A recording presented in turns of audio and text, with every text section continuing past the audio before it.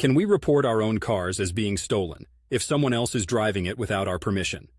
Absolutely, you can, and you probably should. Let's lay this out simply. You own a car. Ownership comes with certain rights, one of which is deciding who gets to put their hands on the steering wheel and drive your baby around town. If someone decides to take your car for a spin without your explicit permission, they've essentially committed theft. Think of it this way.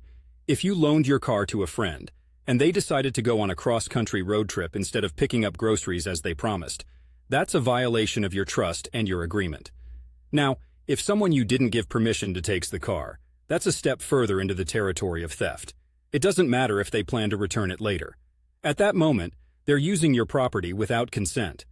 Now, you might be asking, what if it's a family member or a friend?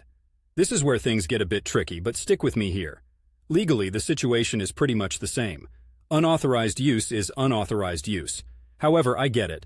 Relationships and emotions start to play a huge role here, and it's not always as simple as filing a police report. You might want to consider all outcomes before you act, especially with people close to you.